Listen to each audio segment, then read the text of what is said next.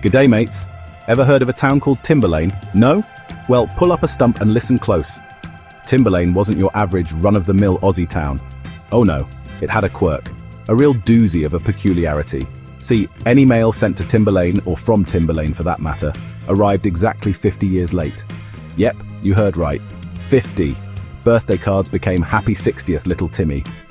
When Timmy was actually 10. Wedding invites? More like anniversary announcements for a golden jubilee nobody remembered attending. It was a bit of a kerfuffle to say the least, but folks just sort of got used to it.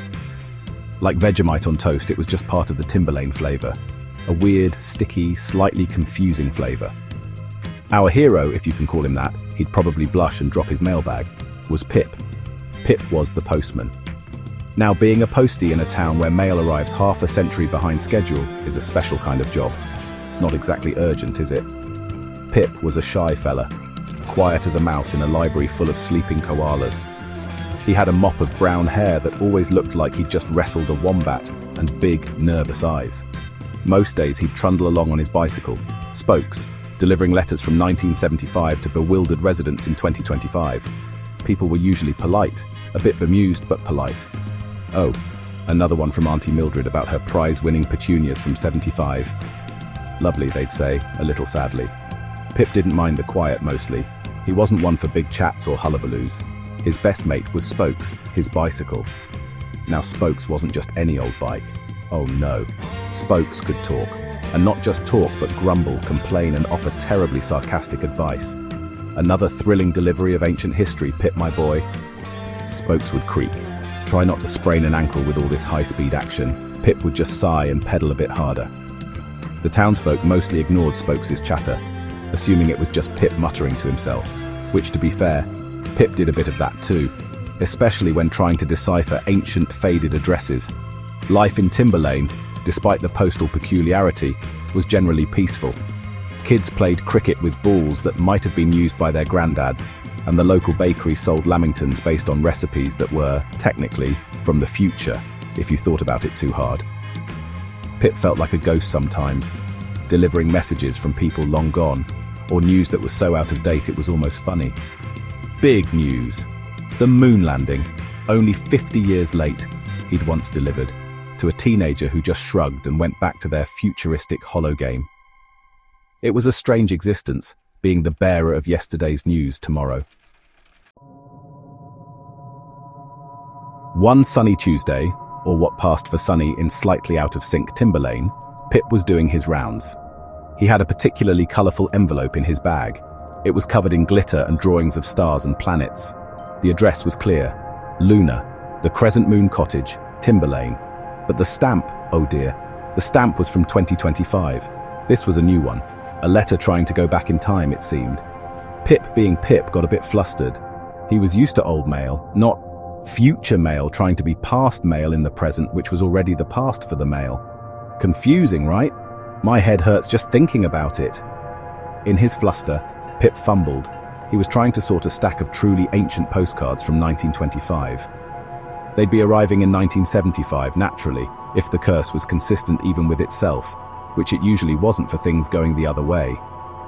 The sparkly letter to Luna slipped between two postcards destined for a Mr. Quentin Quibble, a rather eccentric inventor who, back in 1975, was known for his love of disco music and his even greater love for tinkering with temporal mechanics. Pip, bless his cotton socks, didn't even notice his monumental boo-boo. He just saw the next address and pedaled off, Spokes groaning about the lack of oil and the philosophical implications of delivering mail that hadn't technically happened yet. Down the time stream, or rather back it, in 1975, Mr. Quentin Quibble received his mail. Along with a postcard about a prize-winning gala from 1925, he found Luna's glittery letter. It read, "Dear future me, I hope you're having fun.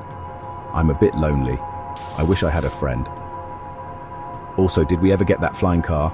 Love Luna, age 10, 2025. Mr. Quibble, already a bit bonkers, read this. A letter from the future, from a lonely girl, and she wants a flying car, he exclaimed. But what really caught his eye was, I wish I had a friend.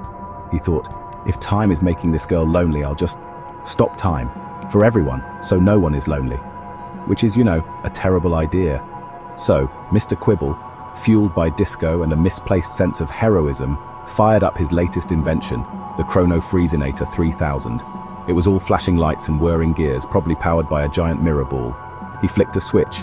There was a zap and a faint smell of burnt toast, and suddenly 1975 Timberlane just stopped. People mid-boogie on the dance floor, milk mid-pour, pigeons mid-flight.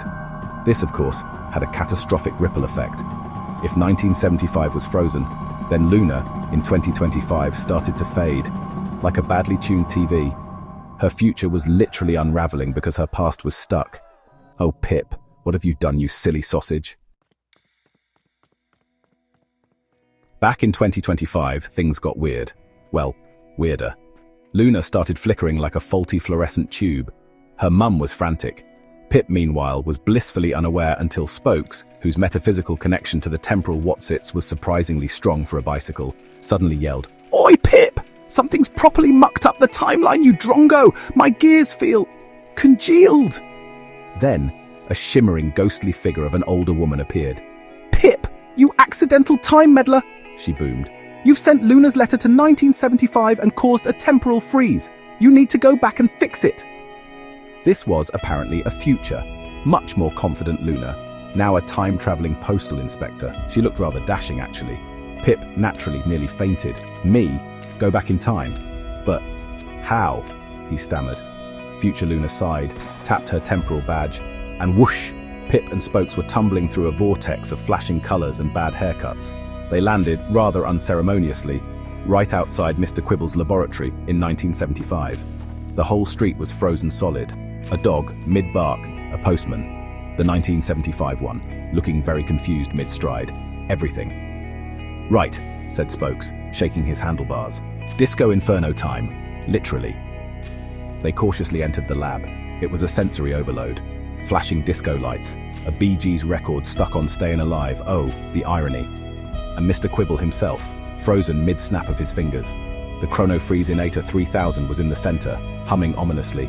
"We just need to get that letter back and turn this thing off," Pip whispered, trying to sound brave.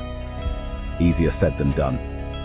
Just as he reached for the letter, which was sitting on Quibble's console, a shadow swooped down. Core! It was a clockwork crow, all gears and ticking springs with glowing red eyes. It snatched Luna's letter and Pip's favorite postal hat right off his head. "My hat!" cried Pip. "And the letter! This is a disaster!" The crow cawed again, a sound like a rusty clock striking 13, and flew off, disappearing through a shimmering portal that suddenly opened in the wall. "After that, feathered fiend," rattled Spokes. The portal led them not outside, but into a library. But this wasn't any ordinary library. The books on the shelves writhed and changed. Titles flickered. Moby Dick, the slightly less obsessed whale, then Moby Dick, the friendly dolphin. Stories were literally rewriting themselves due to the temporal instability. "Crikey," muttered Pip. "This is worse than trying to find a phone book from 1983. The clockwork crow was perched atop a teetering pile of encyclopedias, gleefully shredding bits of Pip's hat. It seemed to feed on stolen moments, and Pip's hat represented, well, a lot of moments probably. They had to be quick before their own stories started to unravel too. Pip, despite his shaking knees, knew he had to get that letter. He remembered Luna's words, "I wish I had a friend." It struck a chord with shy Pip. "Spokes," he said, a new determination in his voice. "Distraction tactics." Spokes, never one to miss a chance for some chaos, started ringing his bell like a fire alarm and yelling, "Free oil change! Get your free oil change! Limited time offer!" The clockwork crow, momentarily confused by the prospect of superior lubrication, tilted its head. That was all the chance Pip needed. He scrambled up the surprisingly slippery books, grabbed the letter and the tattered remains of his hat, and slid back down. With the letter retrieved, they raced back to the disco lab. The crow, realizing it had been tricked, squawked furiously, but seemed reluctant to leave its library of shifting stories. Pip carefully placed Luna's letter back where it belonged, in his own 1975 equivalent mailbag, addressed to himself, to be delivered in 50 years. Then he found the off switch for the Chrono-Freezinator. It was a big, red, tempting button labeled "Probably don't push unless absolutely necessary, or if you want the party to end." He pushed it. With a groan and a sigh like a giant waking from a nap, 1975 lurched back into motion. Mr. Quibble completed his finger snap, looked around confused and put on a different record. Back in 2025, Luna solidified. She smiled. The future was safe. But Pip had an idea. He still had that original 1975 postcard addressed to Mr. Quibble. He quickly scribbled on the back. "Dear Mr. Quibble, a little girl named Luna in the future is a bit lonely. Maybe invent a really cool pen pal matching service instead of freezing time. Just a thought. P.S. Your disco ball is fab." He then popped it into a special, very shiny postbox future Luna had indicated, one that sent things to the correct past. Almost immediately, the 50-year mail curse on Timberlane shimmered and vanished. Mail started arriving on time. Letters, parcels, even pizza delivery drones buzzed efficiently. The town rejoiced. No more ancient birthday cards, no more historical news. Timberlane became a model of postal efficiency. It was nice. But Pip, just a little bit, missed the charming chaos. He missed the surprised faces and the feeling of being a historical artifact delivery system. However, his act had a wonderful consequence. Young Luna, in her own time, received a letter, not from her future self, but from a boy named Pip, delivered perfectly on time in 2025, asking if she'd like a pen pal. She did. They became fast friends. And Luna? Inspired by her adventure and her new friend, she grew up to become that dashing, time-traveling postal inspector, ensuring mail always reached its when as well as its where, sometimes with Pip and Spokes along for more adventures through the wibbly-wobbly, timey-wimey post.